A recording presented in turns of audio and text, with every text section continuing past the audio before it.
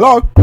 Excuse me, hello, friends! Welcome back. We are on the road to Need for Speed 2017 with the Pro Street ReBourne series, episode 4. And no, I can assure you, you do not have boogers in your eyeballs. That is a Lotus Elise. And for a very good reason. You see, in the last episode, you may have realised I was struggling and battling with understeer all over the place.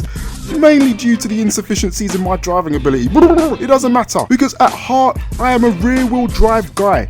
We haven't got rid of the Eclipse. It's sitting under a blanket in my garage and will most likely be converted for other usage. Today, what I want to do is see what happens when I pick a car that actually suits my driving ability. So, as always, before sticking any upgrades on, what we're going to do is we're going to try it out in stock form first. We've had some fearsome battles so far. Folks, these drivers are giving everything they got. I have to mention Ryan Cooper too. He's nailed down a lot of little details to put together a bunch of big wins. You're damn right, cause all I do is win, win, win, no matter what. Yeah, right then, let's see if I can keep up this sequence at our next event, which, by the way, is another class race. And for the first time, we have been put in the higher classes. We are in the upper echelons of greatness. We are now in Group B, although once again, we are one of the weakest competitors, but it doesn't matter. Right then, here we go. It is time to put our Lotus Elise to the Stop blowing kisses at me, woman. I'm trying to concentrate. Important matters at hand. Ready? And away we go. We are off. And already, lineman in the Corvette attempts to knock us off our path, but it doesn't matter. Speeding already, 110, 120. We are using the slipstream of the Chevelle ahead and slingshotting around the outside of 3-4 cars. Oh my goodness, very nearly lost it into the first corner there, but it doesn't matter, keeping it nice and tidy. Puff of smoke from the rear wheels. Already, we are seeing the benefits of the rear wheel drive system underneath my control. Brilliant. Just behind the AE86, braking heavily, keeping it steady. Trying to, oh my goodness, it's slippery and we're being attacked. The Shelby GT500 tried to hit us from behind. We are still snaking all over the back of the Corolla, looking for a way through, side by side, and away we are gone. The Lotus Elise with the power to weight ratio that is second to none is accelerating down the straight. Behold the magnificent, bask in the brilliance of British engineering at its very finest. The Lotus dominating the track today. Blood, sweat, tears, dedication, and the occasional cheese sandwich at lunchtime are all the things you can associate with the good fellas down at the Lotus factory. Nothing is being left on the track. The lead is increasing. The performance gets better with every turn of the wheel. Gabby Douglas, the Olympic and world gymnastic champion, is who springs to mind when I drive the Lotus Elise. Because just like her, it is small, it is powerful, it's athletic, it's the little car for the big occasion. This is what it does best. This is what it lives for. If you shred its tyres open, it would bleed. Track days, Laguna Seca, the Nürburgring, Suzuka, you name it, this car has conquered it. It doesn't matter if you got a V8 or a V10, this car will conquer it. Now comparing this rear-wheel drive Elise against the all-wheel drive Eclipse we drove in the last episode, I will say that it's definitely a bit more erratic in the back end. It could definitely do with a spoiler, rear wing attach, and maybe an upgrade of the actual tyres. I do feel that the Eclipse is probably the faster car under a better driver than me, but with rear-wheel drive, I just feel like it's more predictable. I feel like a rear-wheel drive suits my driving style because I know exactly what I'm getting from the car. And what I'm getting now is the performance of a champion, the performance of a thoroughbred, built to compete, driven to win. Awesome debut victory. What a fantastic. Give the Lotus a hand, ladies and gentlemen. Brilliant. and a justifiable pick. Right then, so as I mentioned during the race, what I want to do now is take the opportunity to upgrade our Elise. In stock form, it's already a great car, but it does definitely require some improving.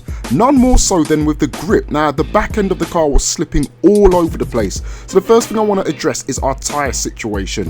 What I'm going to do is put on some fresh new rubber to give us that added grip that we need. This is a grip car after all. That's what you need. That's what's required. It's a prerequisite. Now, I don't normally do this, but what I'm going to do is go straight for stage 3. I'm going to go for the stage 3 Michelins. Oh my goodness, look at the we're going to be poor. We're going to end up as paupers by the time we finish. Right, engine.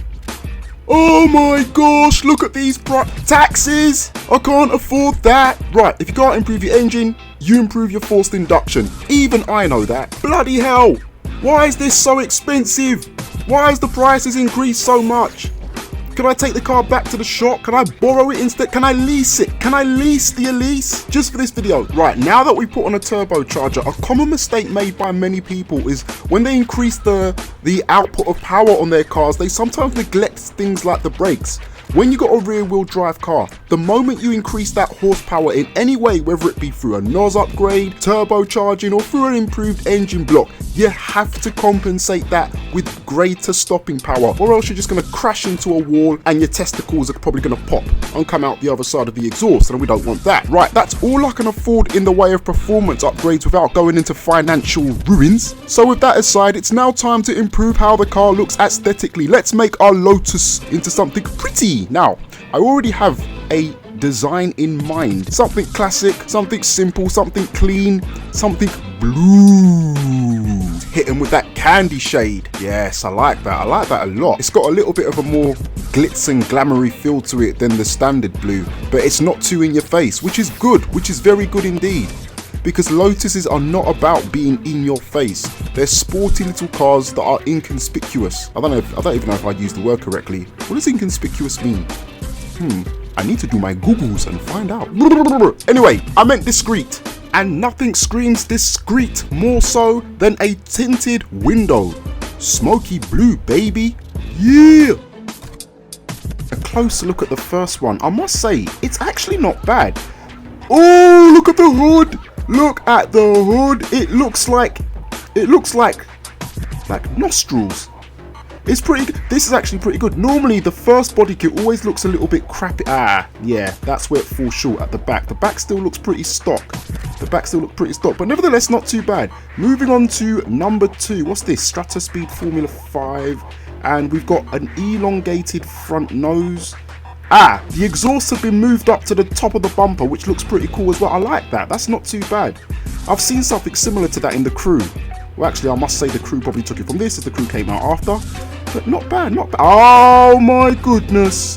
The wide body. Oh my goodness.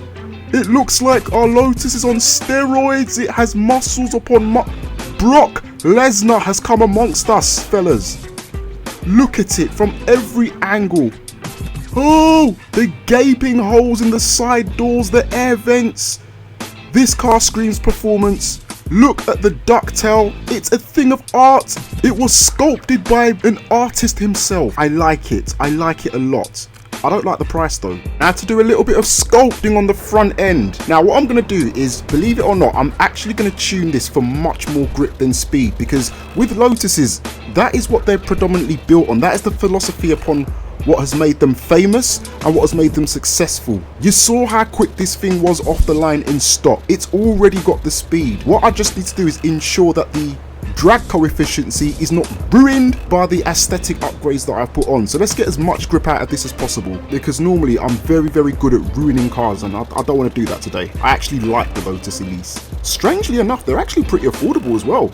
I mean, well, personally I can't afford one myself, but no, you can find them going around for about 10,000-15,000 now, which isn't too bad, I suppose, depending on your budget, of course. In fact, you could probably find a higher mileage one for a lot less. Alright, as I just get the roll cage and seats sorted out. Now, the thing about the Lotus Elise is a funny story. A lot of people when they're growing up, they always have their dream cars and whatnot. For a lot of people, it's Lamborghinis. For a lot of people, it's Ferraris or Bugattis, depending on your age, of course, and depending on the era upon which you grew up in. The Lotus Elise was actually, funnily enough, my dream car when I was young. It was actually the first car that I actually saw that I thought was a supercar. See, I was only around 8 years old at this time, so I knew no better. Obviously, the Lotus Elise isn't actually a supercar as such. In fact, it's not even in the same league as supercars. Essentially, what it is a track day car, but converted for everyday use. But nevertheless, I've always felt a special connection with it because it was the first car that I ever saw that I longed for. But moving on from that, I'm actually now looking at some very uninspiring and bland looking spoiler choices. Now, let me just point one thing out. I absolutely adore the ducktail design on this car. I really, really do. But oh my goodness, that doesn't look good at all, does it? A wing on top of a wing on top of a wing. Could there be anything more ridiculous? I don't know, but that doesn't look too bad actually. I like this. I like this because it actually looks like it sits in place. It doesn't look like it's out of place. It doesn't look like it's out of position, which is good. But as I was saying, the problem I'm having here is that I'm split in two minds because this is a rear-wheel drive car, and as you saw in my lap around the track, I really struggled to keep that back end in check. And because of that, that is the only reason as to why I'm looking at altering something which really and truly I don't really want to, because I love how beautiful that ducktail looks. But this is a grip car and I want the performance. But then again, it's about obviously balancing performance with functionality and looks. I don't know. Well, the good thing is Auto Sculpt is here and we will use it to see what we can do to improve this situation. Let's take another look at it now. Swing the camera around the back, and do you know what? That looks pretty good. I like that. I do like that. Ooh, but the ducktail looks so simplistic. It looks like a duck upon a duck is what it looks like. Is that even possible? I don't know. I honestly can't decide. Do I go for the added performance with the artificial adaptation of a secondary wing, or do I just say, you know what, simple is best and simple is beautiful? Because in this case, that might be the very answer here. Right, now for the wheels, or even rims I should say.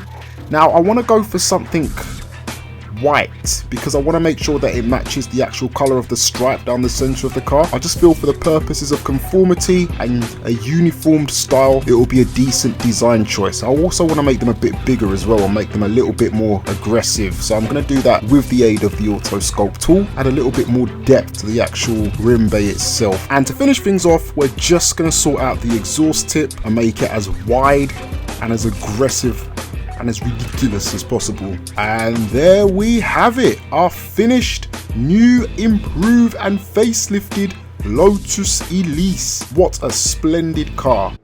And that just about wraps things up for this episode, folks. So, to find out whether or not these adjustments and upgrades have made a difference to the performance, to find out whether or not the back end is now stabilized, stay tuned, hit the subscribe button for episode 5 because I will be taking out our new and improved Elise for a spin. Now, I am aware that some of you were expecting to see episode 7 of the Let's Build project for Need for Speed 2017. Unfortunately, some of the footage that I had actually got corrupted, and so I'm in the process of having to do it all over again, which is not fun, I tell you. But please bear with me as that will drop at some point. I just need to go back and salvage what I lost. If it's your first time around here, I wish you a BOURNE welcome. Thank you so much for coming out tonight. I massively appreciate you putting up with me. To see the earlier episodes in the Pro Street ReBourne series, be sure to check out the links in the description box, and also to check out the Let's Build project for Need for Speed 2017 that I've been putting together, covering my own ideas for things like the map, the car list, tuning, customization, story mode, you name it, it's all there. Check that out, that's also in the description box. If it's your first time around here, I wish you a BOURNE welcome, and I'll see you when the next video comes out. Peace! Now, I need to find out what inconspicuous means. My dictionary.